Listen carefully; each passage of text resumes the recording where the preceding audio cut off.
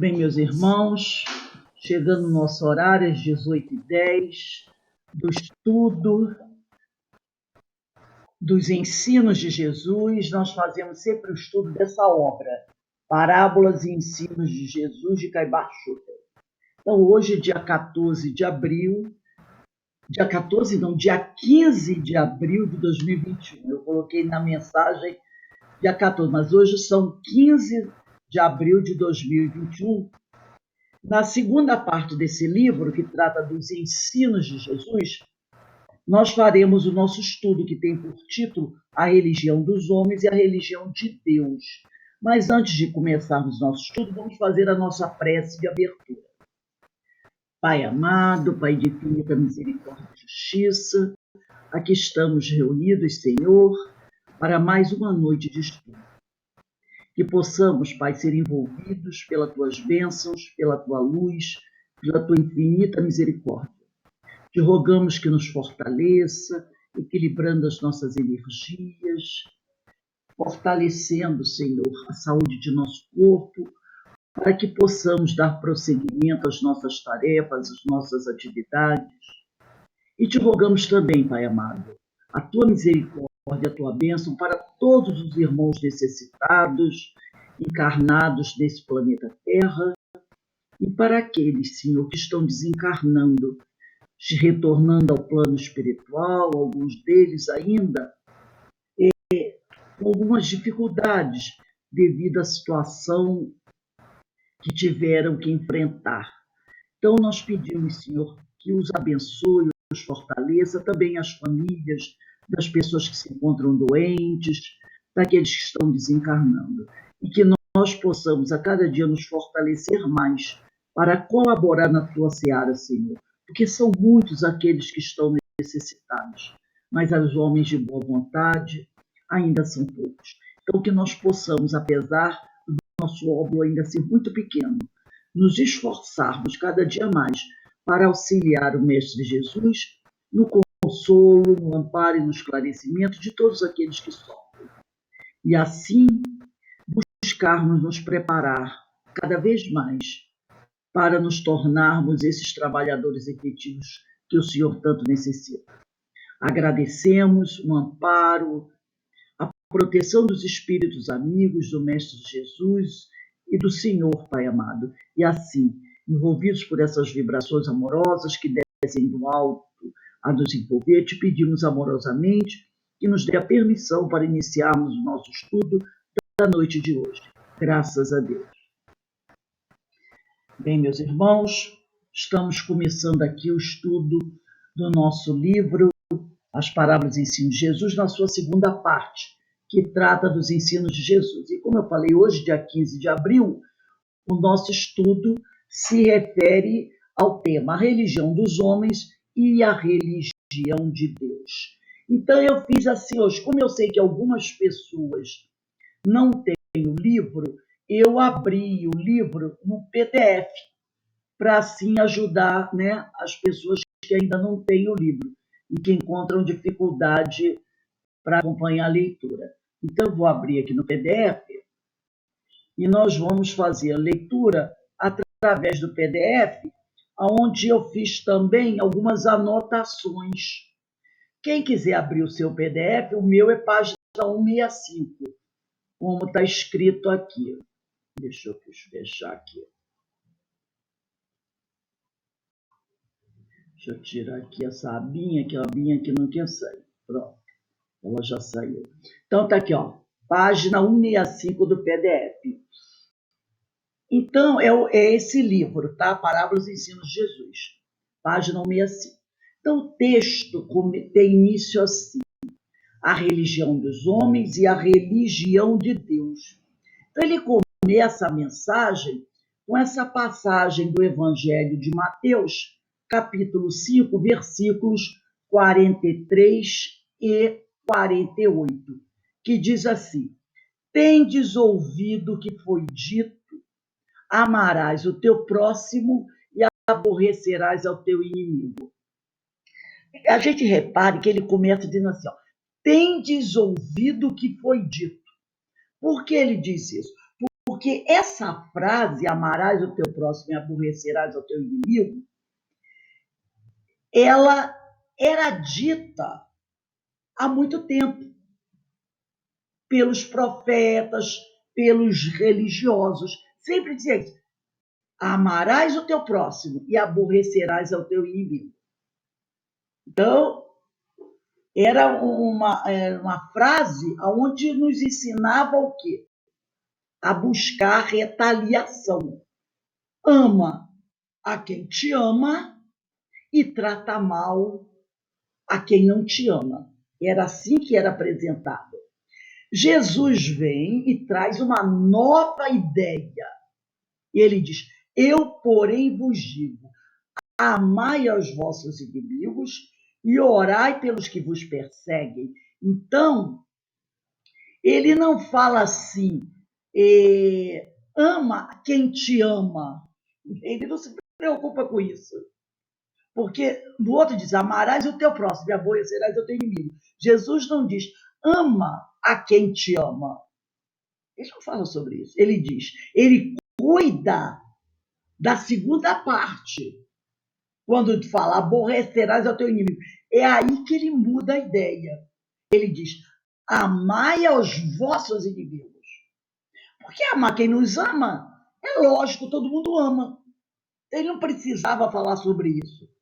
Mas ele chama atenção para aquela segunda parte que fala, aborrecerás ao teu inimigo. Ele diz, amai aos vossos inimigos, orai pelos que vos perseguem, para que vos torneis filhos do vosso Pai que está nos céus. Então ele mostra que é uma condição. É uma condição. Se não amar os inimigos, não nos tornaremos filhos do vosso Pai que está nos céus, nem dignos do amor dele. Porque ele faz nascer o seu sol sobre os bons e sobre os maus, mostrando que, para o Senhor, todos são filhos dele. Ele não tem preferidos. E vir suas chuvas sobre os justos e injustos. Porque se amardes aos que vos amam, que recompensa teis? Por isso que Jesus não chama atenção para isso. Não fazem os publicanos o mesmo? E se saudardes somente aos vossos irmãos, que fazeis de especial? Não fazem os gentios também o mesmo? Aqueles gentios que todos costumavam criticar tanto? E aí ele diz, sede vós, pois, perfeitos, como o vosso Pai Celestial é perfeito.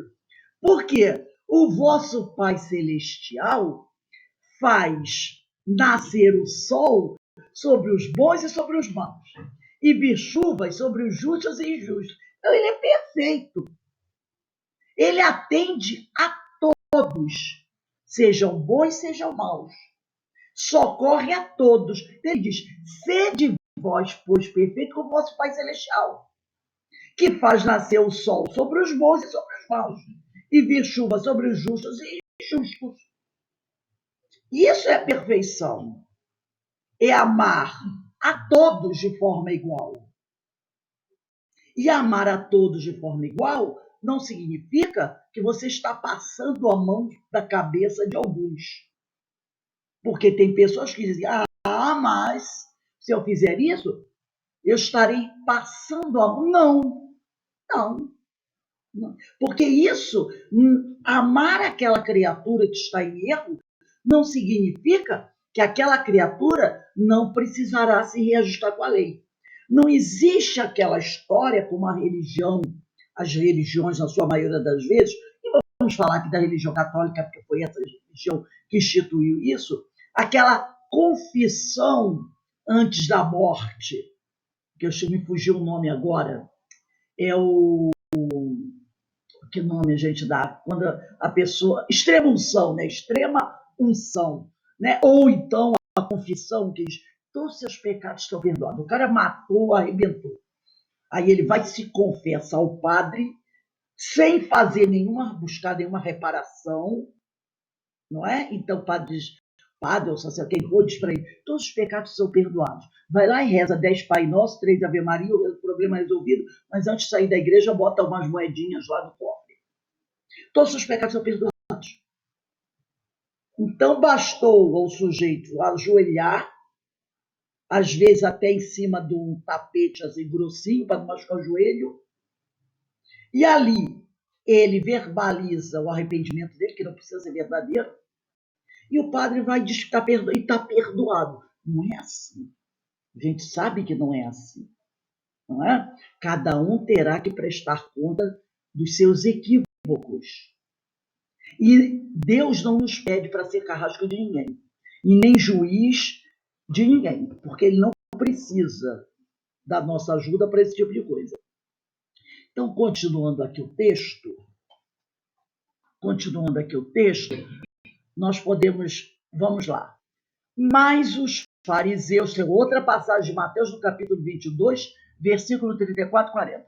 Mas os fariseus, sabendo que Jesus fizera calar os saduceus, reuniram-se.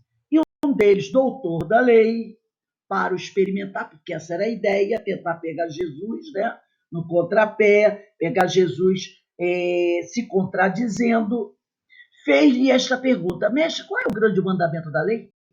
Respondeu-lhe Jesus: amarás ao Senhor teu Deus de todo o teu coração, de toda a tua alma e de todo o teu entendimento. Este é o grande primeiro mandamento. E o segundo, semelhante a este, é: amarás ao teu próximo como a ti mesmo. Estes dois mandamentos resumem toda a lei e os profetas.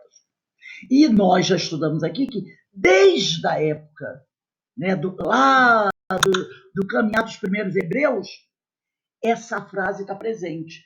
E não só entre os hebreus, como nós vimos também na aula passada, se eu não me engano foi na história do povo hebreu, que em várias nações, entre os gregos, entre os persas, entre os indianos, entre os egípcios, essa ideia já existia. Nós estudamos isso na aula passada, na sexta-feira passada, que essa ideia já era uma ideia recorrente entre várias nações. Esses ensinamentos. Só que o homem é que não colocava em prática. Mas o pensamento do amor ao próximo, do amor a Deus, de fazer ao próximo só o que você gostaria que te fizessem, já era uma ideia recorrente entre as várias nações. Por quê? Porque se nós formos procurar entre os gregos, egípcios, indianos, entre os persas, nós vamos encontrar nesses grupos sempre um profeta, um homem visionário que falava sobre estas coisas, os sacerdotes egípcios. Mas por que isso? Porque Jesus esteve à frente de tudo isso desde que o mundo foi criado. E ele espalhou pelo mundo, e continua a espalhar por todas as épocas, seus trabalhadores, que levavam a sua palavra às diferentes nações. Então, nós vamos encontrar esse pensamento espalhado pelo mundo. Então, não é novidade. Não é novidade. Por isso que esses dois mandamentos resumem toda a lei e os profetas. Toda a lei de Deus. Não é a lei de uma nação, é a lei de Deus. Então, essa lei está espalhada pelo mundo. E os profetas, não importa em que nação eles tenham nascido. Isso é importante lembrar. Então, vamos seguir aqui, e agora vamos iniciar o texto do Caibacho. Ele diz assim, opa, foi demais. Ele diz assim, peraí, deixa eu voltar, nossa, voou muito. Peraí, nossa, pulou muito aqui, eu vou ter que voltar um pouquinho. Deixa eu voltar aqui que eu apertei aqui, ele foi muito alto. Isso. Vamos lá. Aí ele diz aqui, tem que tocar isso com muito cuidado. A religião dos homens não é a religião de Deus. A religião dos homens se resume nos sacramentos. Batismo, confissão, crisma, matrimônio, missas, extrema unção, procissões, festas, dias santos. Realmente, práticas exteriores. Não sei se está dando para vocês verem as notinhas. Denis, só me diz se está dando para vocês verem as notinhas. que eu abri aqui, uma abinha que eu abri. Então, a religião dos homens, muitas vezes, se resume nesses sacramentos. Denise, dá para ver essas abinhas? Só me responde se está dando para ver a abinha. Então, deixa eu aguardar a resposta da Denise. O meu, eu tive que passar por telefone, celular, porque o tablet acabou a bateria. Ah, tá. Se alguém aí tiver com Então está muito pequeno, para mim eu não consigo enxergar. Ah, então tudo bem. Se alguém estiver enxergando a abinha do lado, só me fala. Então, está enxergando? Ótimo. Obrigada, Eloá. Então, a religião dos homens, ela muitas vezes se resume nessas práticas exteriores, nos sacramentos, batismo, confissão. As pessoas ficam presas a esse tipo de coisa e não se apega verdadeiramente ao que seja religião. Então a pessoa vai lá no seu templo, realiza esses sacramentos e ela acredita que ela está praticando a religião. Então Caibar continua aqui. A religião de Deus, ele fala, é a caridade, misericórdia, paz, paciência, tolerância, perdão, amor a Deus, amor ao próximo, amor ao próximo. Isso é a verdadeira religião. Porque a palavra religião significa se religar a Deus. E eu não estarei me religando a Deus ou me ligando a Deus só realizando sacramentos. Eu não estarei. Só porque eu pratico aqueles sacramentos, eu estou me ligando a Deus? Então a religião vem de religar, né? O homem se ligando a Deus. O homem em contato íntimo com Deus.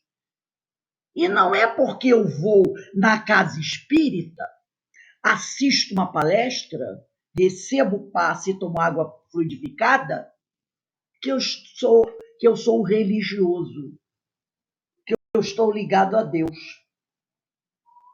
A religião de Deus é a prática da caridade. É a misericórdia, a paz, é a paciência, a tolerância, é o perdão, é o amor a Deus, é o amor ao próximo. E nós podemos encontrar essas virtudes até numa pessoa que se diz que não tem religião. Não é verdade? Então, lá em Mateus, capítulo 22, versículos 36 a 40, diz assim: Mestre, qual é o maior mandamento da lei? Respondeu Jesus: ame o Senhor seu Deus de todo o coração, de toda a tua alma e de todo o seu entendimento.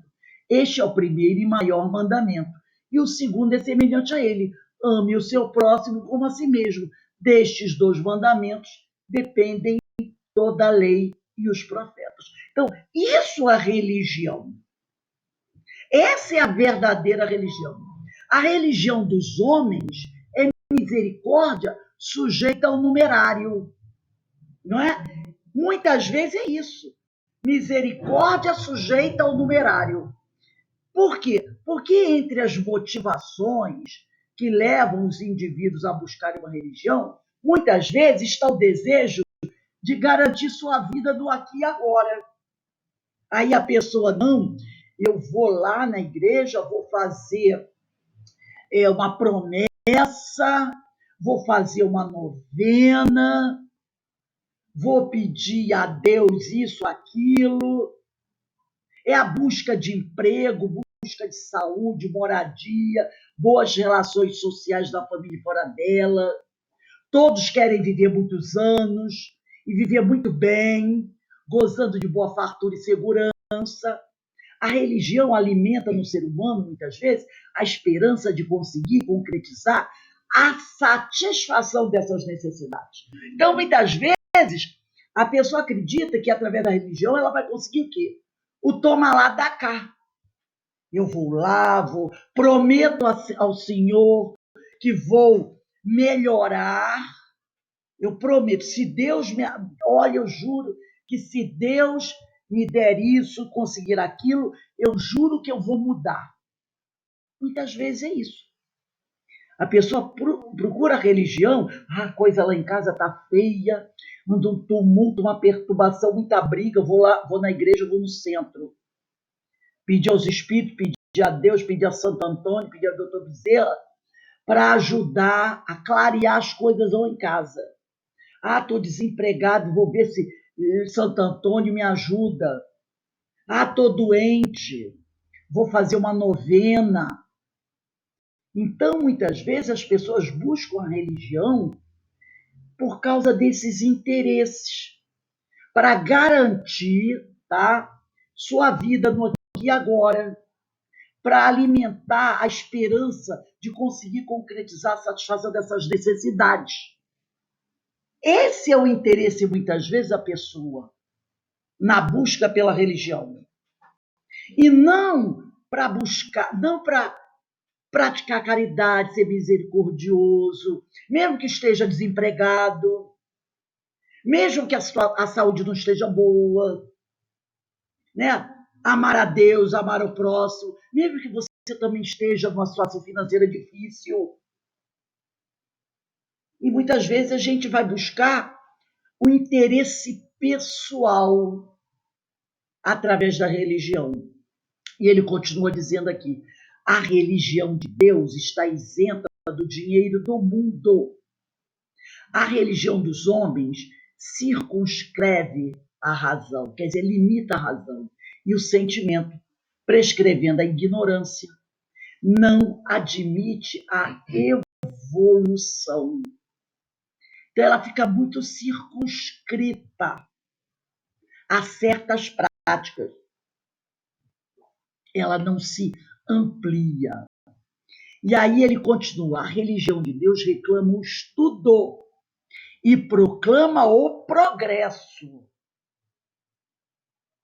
Claro. E o próprio Kardec, ele é muito feliz quando ele cita aquela frase, espíritas amai-vos, né? Esse é o mandamento maravilhoso. Mas espíritas, instruí-vos, até para que você compreenda melhor o que é a verdadeira religião. E ao estudar, você vai progredir. Porque se você não estudar de tudo, estudar os ensinos de Jesus, conhecer um pouco mais as questões do mundo, você vai ficar muito circunscrito. Você vai ficar muito preso. Nós vamos até falar sobre isso amanhã no nosso estudo da história do povo hebreu. Você vai ficar muito sujeito aos falsos profetas. A religião dos homens consiste em dogmas e mistérios que a consciência repele e o sentimento repudia. Porque lá no fundo, o homem sabe que não é assim. A consciência repele tudo isso. O sentimento repudia tudo isso. Quantas coisas nós já vimos que são totalmente difíceis de compreender. Por exemplo, vamos seguir alguém que seja católico. Eu posso falar isso porque já aconteceu uma vez com uma pessoa muito amiga, né? Essa pessoa católica, e como uma pessoa católica, o sacramento do batismo é uma coisa importantíssima, porque ela é católica. E pela religião, quando uma criança nasce, você tem que apresentá-la ao Senhor. E apresentá-la ao Senhor é através do batismo. Está lá, lembra que Jesus foi batizado, né? Foi batizado hoje, primeiro ele foi apresentado ao templo, quando era bebê, depois João batizou ele. o batizou, e a religião católica tem o batismo como um sacramento importantíssimo, da qual todo cidadão que nasce em bebê, quanto mais jovem, inclusive, é recomendado ele é batizado. E a maioria das pessoas, mesmo tendo outras religiões, como os espíritas, hoje não tanto, mas lá no passado, mesmo os espíritas se batizavam. Por quê? Porque a família, normalmente, vinha de religião católica. Então, mesmo o sujeito sendo espírita, ele era batizado. Mas eu tenho uma parente que ela não era casada. E ela teve um filho. E esse filho era filho de mãe solteira. E quando ela foi à igreja levar o filho para batizar, o que o padre falou? Seu filho não pode ser batizado. Ela, mas por quê? Porque você não cumpriu o sacramento do casamento. Você não é casada. E a igreja não batiza os filhos de mulheres que não são casadas. Nossa, foi muito. Olha para ela, que era de família, é de família tradicionalmente católica. Meu Deus, um horror. Foi um horror, uma tristeza. Era como se alguém tivesse enfiado um punhal nela. Uma coisa terrível. Meu filho não poder ser batizado, vai ficar pagão. Até que ela encontrou um padre, se eu não me engano, é da igreja de São Francisco, lá de Vista Alegre, Padre Nivaldo. Não tenho certeza se é a igreja de São Francisco, mas acho que é, Padre Nivaldo, que era um homem, que isso aconteceu há 40 e poucos anos atrás. Era um homem já de visão aberta, ele não, de jeito nenhum, vou batizar. E batizou a criança. Batizou. Outras vezes também havia, também na igreja, por exemplo, uma pessoa divorciada ou separada do marido e vivendo com outra pessoa, não podia receber o sacramento da hóstia, né? A pessoa não podia comungar.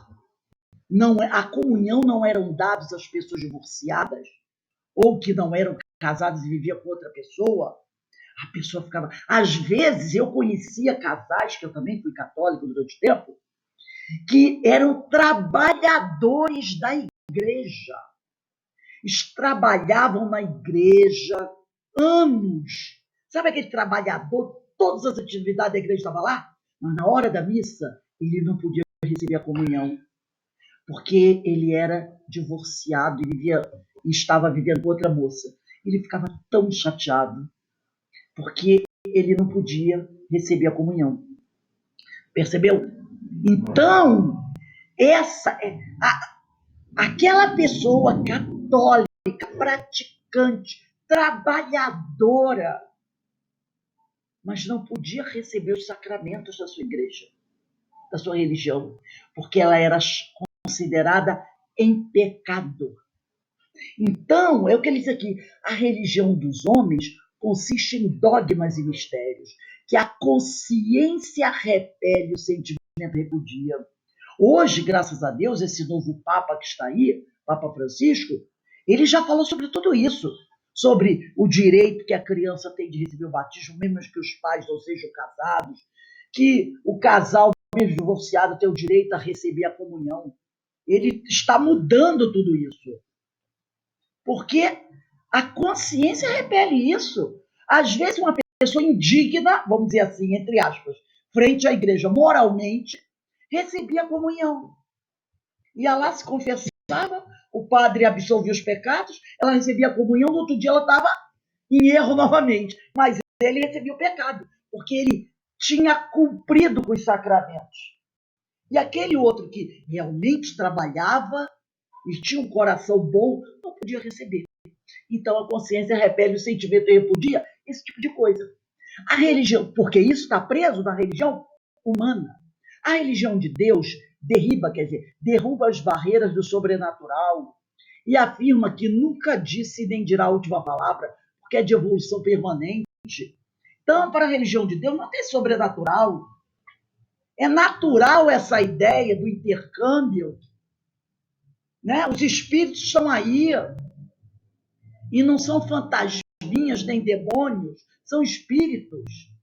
E a religião de Deus, ela não é lacrada. Ela diz assim, ó, o que eu falei é só isso aqui, o que vier à frente, não aceitem. Não. Ela é de evolução permanente, porque ela sabe que a ciência está em progresso. Então, ela não pode dizer, Jesus disse tudo. Ele mesmo falou que não tinha dito tudo, lembra? Quando ele falou há 2000 anos atrás, eu vos enviarei o Consolador, porque eu não posso dizer tudo para vocês agora. E nós sabemos que nem tudo ainda foi dito, ainda falta muita coisa. A religião de Deus, ela é de evolução permanente.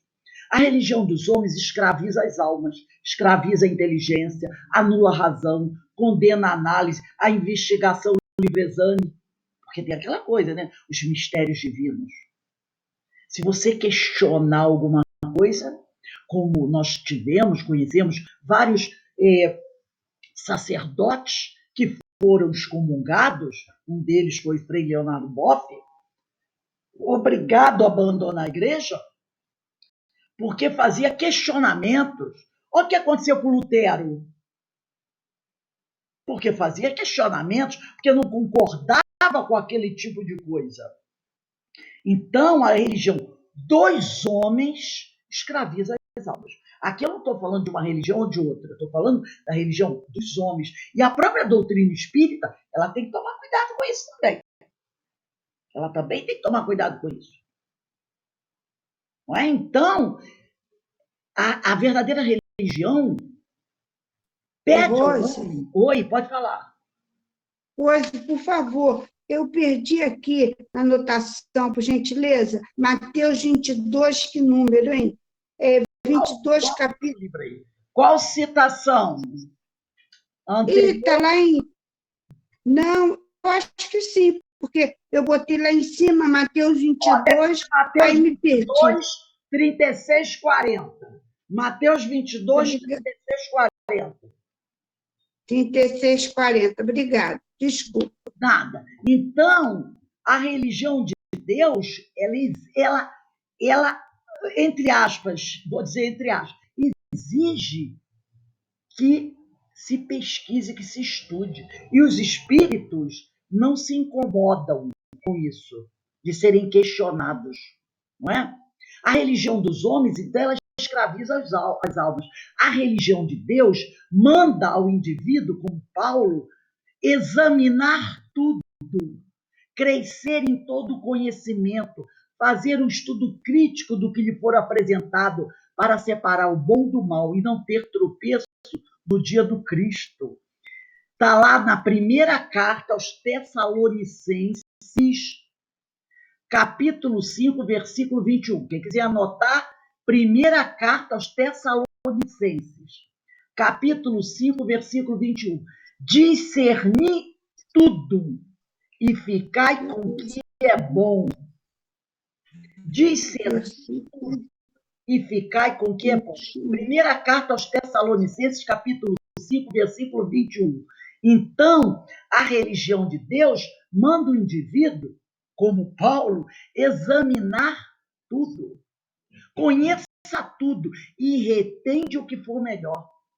Fazer o estudo crítico do que lhe for apresentado para separar o bom do mal e não ter tropeço no dia do Cristo. Então, a religião de Deus, ela não escraviza, ela não condena, ela não diz são mistérios divinos, você não tem o direito de conhecer. Muito pelo contrário, manda examinar tudo. Porque examinando tudo, nós crescemos em conhecimento e podemos aí fazer o estudo crítico e escolher o que serve do que não serve. A religião dos homens não tem espírito. Para ela, o evangelho é letra morta. Não tem a palavra de Jesus. Seus santos são de pau e barro, suas virtudes de incenso e alfazema, suas obras são folguedos, festanças com alarido de sinos, de foguete. O Caibá, ele é bem assim, firme, né? De fanfar, seus ornamentos de fitas e papéis de couros. Então, a religião dos homens, ela não trabalha o espírito. Quando ele diz ela não tem espírito, espírito, é porque ela não mergulha no Evangelho. Para ela, o Evangelho é letra morta. É aquela coisa, eu peguei, li, decorei, como a pessoa, muitas vezes, vai fazer a oração do Pai Nosso. Pai Nosso está no céu, santificado seja o vosso nome, Aí você pergunta, você sabe o que significa o sentido de cada frase do Pai Nosso? Aí a pessoa olha para a gente. Não. Você já refletiu sobre a oração do Pai Nosso? Refletiu? Não, rezo. O padre, inclusive, mandou eu rezar 20 Pai Nosso, 30 Ave Maria, e vão por aí. E a pessoa não reflete. Ela não reflete. Por isso que ele fala, a religião não tem espírito. Para ela, o Evangelho é letra morta. Não tem a palavra de Jesus. A pessoa decorou e fala aquelas citações. A religião de Deus é vivificada pelo Espírito da vida eterna. Então, nós podemos colocar aqui. Segunda carta aos Coríntios, capítulo 3, versículo 6. Quem quiser anotar. Segunda carta aos Coríntios, capítulo 3, versículo 6. Ele, o Senhor, nos capacitou para sermos ministros de uma nova aliança. Por favor, desliga o microfone aí. Ele nos capacitou para sermos ministros de uma nova aliança, não da letra, mas do Espírito. Pois a letra mata, mas o Espírito vivifica. A letra é a forma, o Espírito é a ideia. Então, o Senhor nos capacitou para sermos ministros de uma nova aliança. Não para ficarmos presos à letra, porque a letra está morta. A letra está morta. Então, a religião de Deus é vivificada pelo Espírito da vida eterna. É acionada pelas revelações sucessivas que chegam para nós a todo instante. Baseia-se na palavra de Jesus, nos evangelhos, nas epístolas apostólicas, que são as cartas de Paulo e as cartas dos apóstolos, Pedro, Tiago, João, que vem depois das epístolas paulinas, lá no Novo Testamento, né? Seus santos são espíritos vivos. Não são aqueles que estão nas imagens, nas paredes de alguns locais.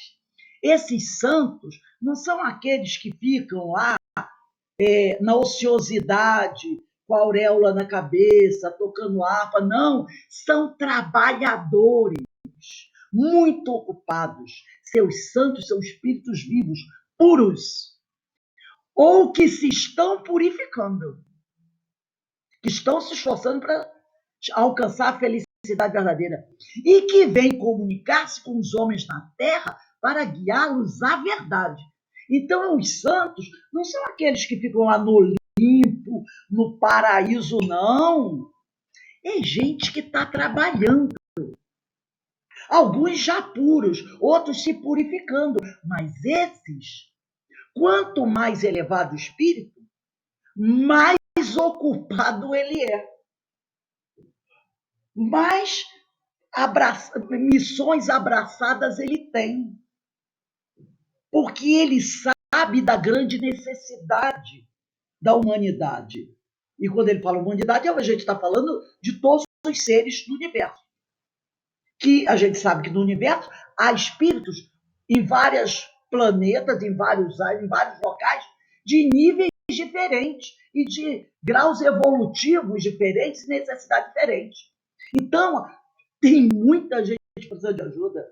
Eles não ficam lá no limpo ou no paraíso, são espíritos vivos que vêm se comunicar com os homens na Terra para guiá-los à verdade, ou se comunicar com os seres de outras esferas. Suas virtudes são as curas dos enfermos, operadas por esses espíritos, mas não é a cura do enfermo somente físico, não. É a cura dos enfermos da alma. As manifestações de materializações, de transporte, de fotografia, que vem dar certeza da imortalidade e estabelecer a verdadeira fé. Então, eles trabalham de várias formas diferentes. Esses são os santos verdadeiros. são seres que estão em atividade constante, porque o próprio mestre falou, meu pai sempre trabalhou e trabalha até hoje, e eu trabalho também. Então, se ele trabalha também, se Deus trabalha, sempre trabalhou e continua trabalhando, Jesus trabalha também, esses outros espíritos também estão trabalhando. A religião dos homens é a aflição, o desespero, a morte. Ao doente, ela se oferece a confissão auricular. É aquela confissão que o homem fazia, né, antes de morrer. Ao agonizante, oferecer a extremunção. E depois da morte, o de profundis, com as subsequentes missas, que constituem um gravame eterno para a família do morto. Vamos nos localizar aqui uma coisa. Esse livro do Caibar Schutter, ele foi publicado, se eu não me engano, na década de 40, na década de 50. Por isso é que ele trata isso, a questão da confissão auricular, não é? Se bem que hoje, eu acredito que ainda tenham esses sacramentos da igreja, mas naquela época, no século passado, né, no século XX, no meado do século XX, isso era mais comum. A pessoa vai chamar, porque inclusive existia o padre da família, não é?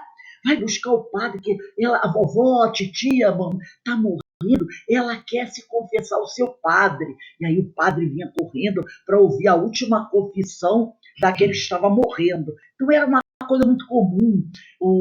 A pessoa estava morrendo, chamar o padre para dar extrema-unção, esse tipo de coisa. As pessoas, isso até existe até hoje, né? A pessoa, morreu, tem a missa de 7º dia, a missa de 30 dias, a missa de 1 ano, ou a pessoa ia lá na igreja e pagava não sei quantas missas e deixava lá, e todo domingo, na hora, antes da missa começar, via-se os nomes das pessoas que morreram, né, as intenções da missa. A gente até faz isso também na quinta-feira, né? Então, isso era muito comum. O Beto veio aqui por volta de 1928, né? Então, era muito comum esse tipo de coisa ali, de uma forma muito firme. Mas muitas vezes a religião se prendia só a isso. Não tinha noção de esclarecer. Não tinha preocupação de esclarecer aquela criatura. E sim só prestar aqueles sacramentos.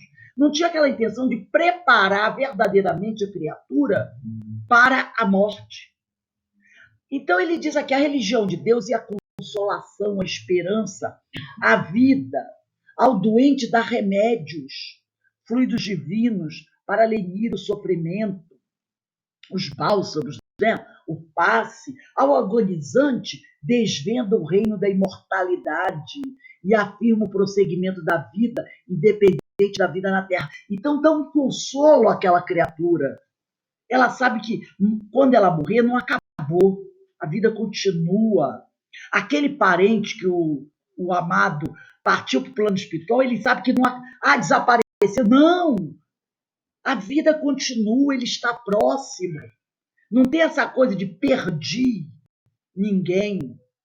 Fala sobre dar de graça misericórdia, né? Dar de graça. Cerca o paciente de amor e a todos recomenda a oração gratuita. Não tem esse negócio, só vai lá, paga aqui não sei quantas orações, não é? Porque tem os sacramentos pagos, a gente sabe disso, né? Então ele diz que a religião de Deus prega a gratuidade como meio de auxiliar os que sofrem. E aí nós vamos encontrar em Mateus, capítulo 10, versículo 8.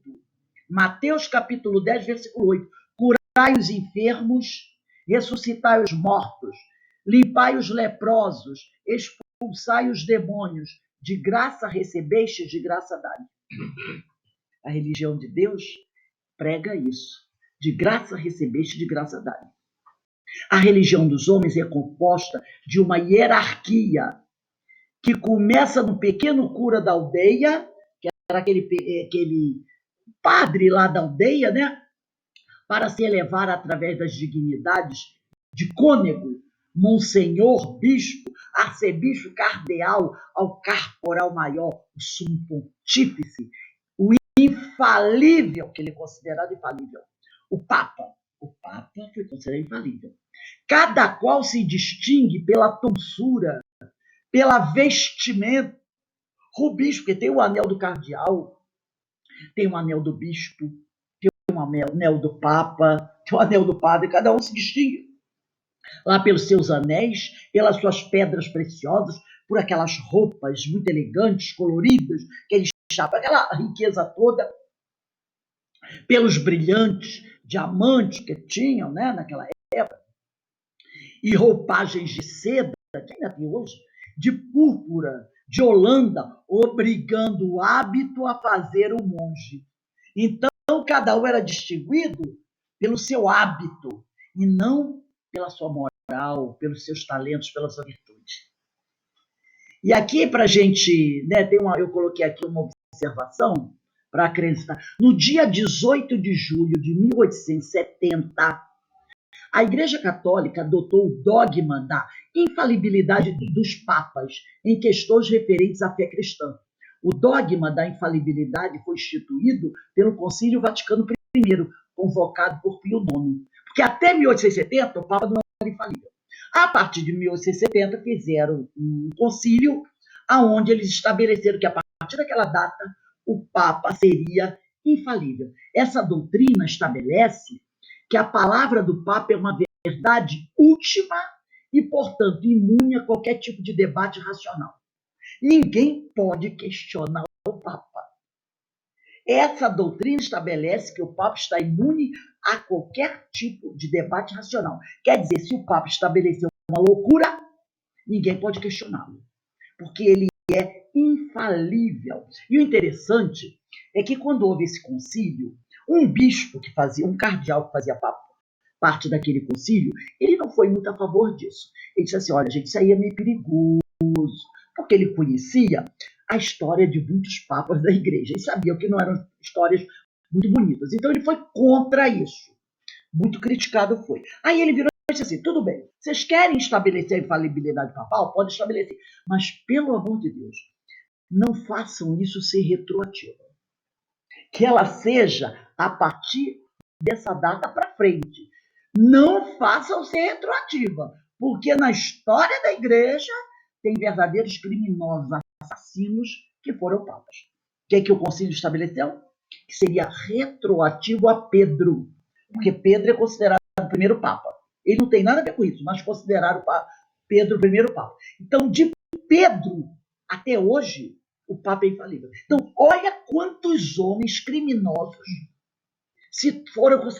são considerados infalíveis. E tudo que eles fizeram não pode ser questionado, porque é considerado a sua palavra imune à crítica racional. Percebeu? A religião de Deus é ministrada pelo Espírito por intermédio dos dons espirituais de que fala o grande apóstolo da luz em sua gloriosa epístola, hoje de divulgação mundial. Ela não distingue o religioso cristão pelo hábito, pela opa era uma parte da roupa, pela batina, pelos anéis, pela coroa, pela mantilha, pelos rosários, pelas medalhas, pelas cruzes, porque qualquer tartufo ou tartufa é o hipócrita, tá? É o hipócrita, é o indivíduo que dissimula ou engana, é o beato falso, devoto enganador. Então ele diz, qualquer desses homens, desse tartufo, pode usar essas insígnias, mas reconhece o cristão, o religioso, pelo caráter, pelo critério, pela fé que dele emana, pela caridade que o caracteriza, pela esperança não fingida que manifesta. É isso que caracteriza o verdadeiro religioso.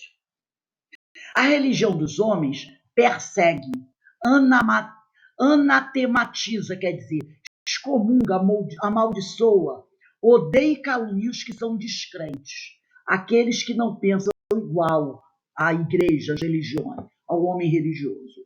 A religião de Deus perdoa, ora auxilia, serve e ampara seus próprios perseguidores, detratores, caluniadores e adversários. No Evangelho segundo o Espiritismo, está lá escrito, no capítulo 10, item 14, instruções dos espíritos, perdão das ofensas. Quantas vezes perdoarei a meu irmão? Perdoar-lhes-ei, não 7 vezes, mas 70 vezes 7 vezes.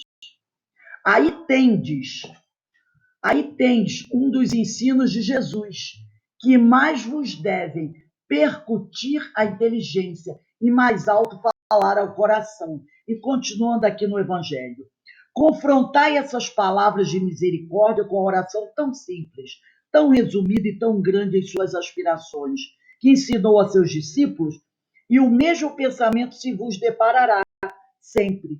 Ele, o justo por excelência, responde a Pedro: perdoarás mais ilimitadamente. Perdoarás cada ofensa tantas vezes quanto ela te for feita. Ensinarás a teus irmãos esse esquecimento de si mesmo, que torna uma criatura invulnerável ao ataque, aos maus procedimentos e às injúrias. Serás brando e humilde de coração, sem medir a tua mansuetude. Farás, enfim, o que desejas que o Pai Celestial por ti faça. Não está ele a te perdoar frequentemente? Conta, porventura, as vezes que o seu perdão desce a te apagar as faltas? Prestai, pois, ouvidos a essa resposta de Jesus, e, como Pedro, aplicai a vós mesmos. Perdoai, usai de indulgência, sede caridosos, generosos, pródigos, até do vosso amor. Dai que o Senhor vos restituirá. Perdoai que o Senhor vos perdoará. Essa é a verdadeira religião de Deus. A religião de Deus, a religião dos homens é insípida, corruptível, e como a gente sabe disso?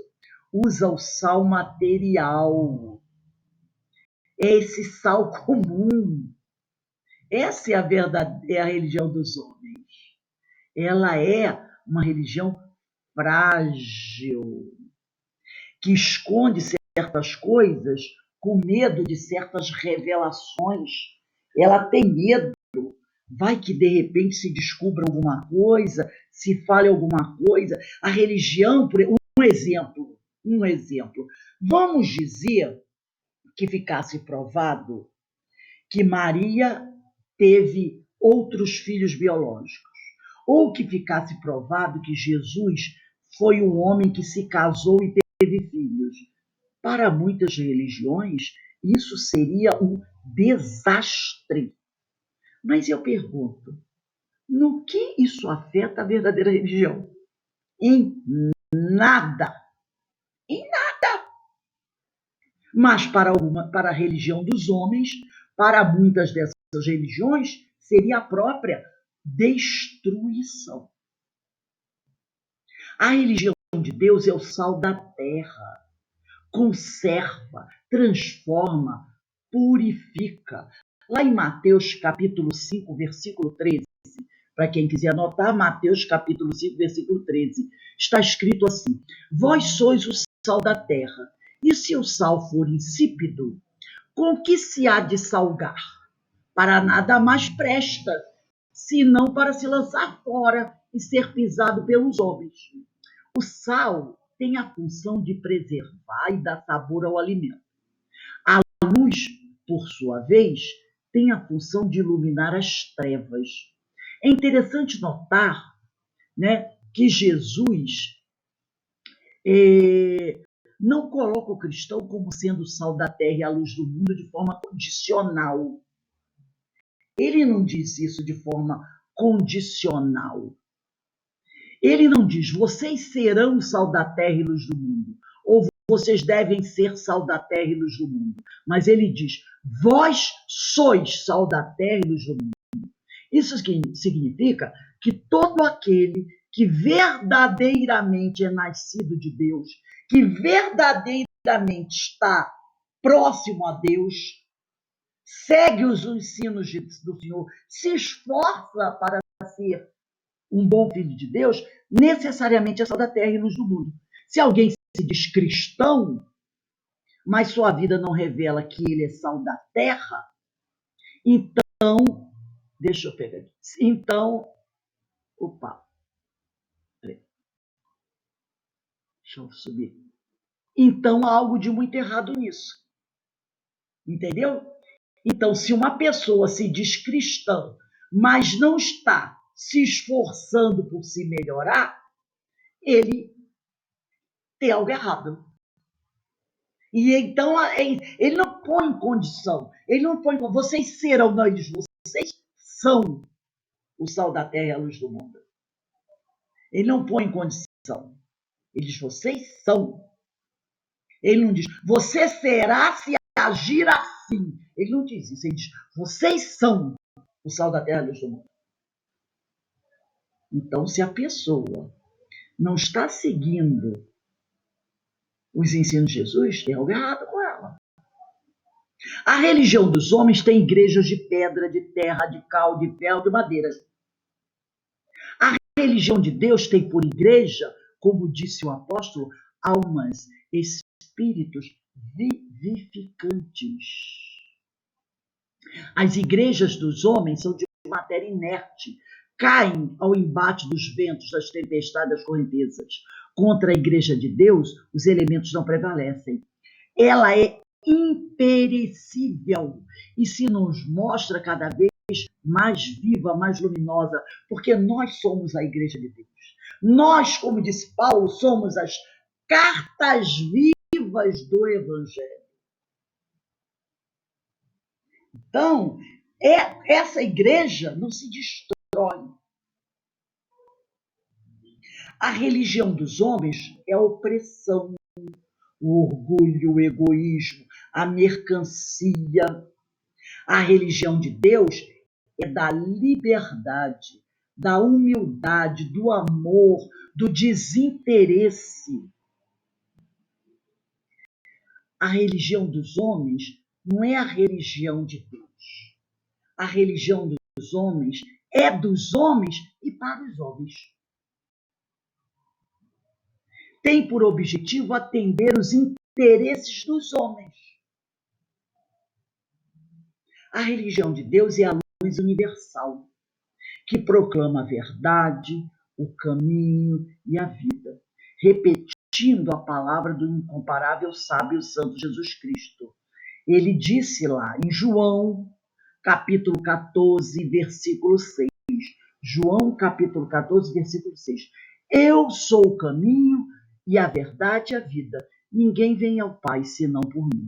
Então, somente através dos ensinos de Jesus, somente através de colocar em prática o que Jesus nos ensinou, nós poderemos chegar ao Pai.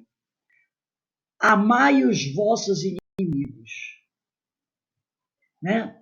Amai os vossos inimigos. Está lá em Mateus, capítulo 5, versículo 44. Eu, porém, vos digo, amai os vossos inimigos, orai pelos que vos caluniam, fazei bem aos que vos odeiam, e orai pelos que vos maltratam e vos perseguem. Então, olha só, olha como é muita coisa. Aqui, ó. Amai os vossos inimigos, mas orai também pelos que vos caluniam. Fazei bem aos que vos odeiam. Orai pelos que vos maltratam e vos perseguem, para que sejais filhos do vosso Pai que está nos céus. Orai pelos que vos caluniam, que a vossa justiça seja maior que a dos escribas e fariseus. Está lá, Mateus capítulo 5, versículo 20. Porque vos digo, se a vossa justiça não exceder a dos escribas e fariseus, de modo nenhum entrarei no reino dos céus. Se a nossa justiça não conseguir ser maior que a dos escribas e fariseus, nós não entraremos no reino dos céus. Ama a Deus e ao próximo, porque neste amor se fundam a lei e os profetas. Sede perfeitos, como perfeito é o vosso Pai Celestial. Mateus 5, 48. Assim sendo, sede vós perfeitos, como vosso Pai Celestial é perfeito. Então a gente percebe aqui, não é? Então tá lá. Assim sendo, sede vós perfeito, como perfeito é o vosso Pai que está nos céus. Então a gente percebe que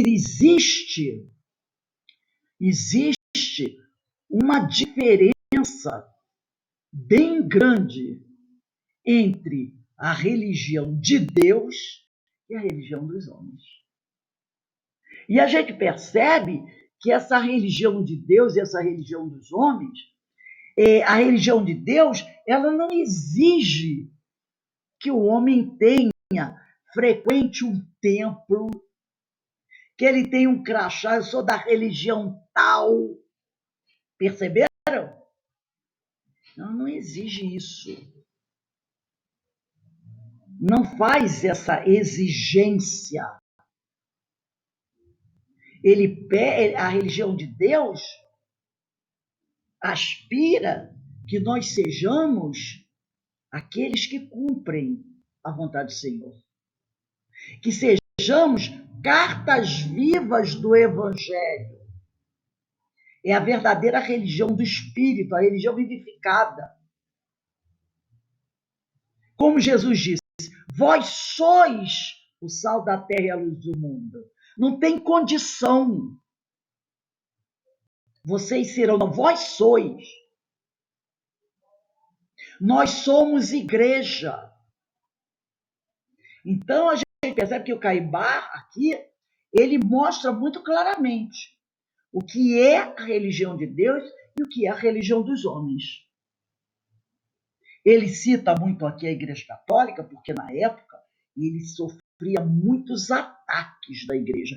Inclusive, ele, nos seus livros, ele traz, quem conhecia um pouco da vida dele, as obras dele, verdadeiros debates através de cartas com um padre que morava lá em Matão, aonde ele vivia, que o padre mandava cartas para ele criticando a doutrina e ele respondia ali firme às colocações do padre, sem se deixar bater. Ele era firme, muito contundente, Caibar Schutel, né?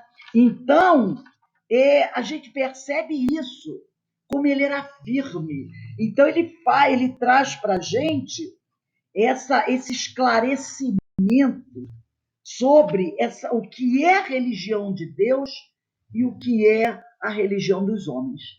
E aí a gente tem que parar para prestar atenção nisso. Verificar se nós estamos praticando a religião dos homens ou se nós estamos praticando a religião de Deus. Então, né, nós temos que atentar para esse detalhe. Então, meus irmãos, alguém gostaria de perguntar alguma coisa? Fazer aí algum comentário? Deu para entender essa diferença do que seja isso? Os textos do Caibar vão ser todos assim, altamente esclarecedores. Muito esclarecedores. E essas citações eu achei interessante colocando, né, para a gente ver como está tudo apoiado ali no Evangelho. Direitinho apoiado no Evangelho o texto dele. Como ele tem essa preocupação de apoiando no Evangelho. E aí a gente vai pegando o Evangelho, é aquilo que nós falamos ontem sobre a Bíblia, né? A gente vai vendo como o texto está embasado no Evangelho de Jesus. Então nós vamos dar uma paradinha agora, tá, meus amigos?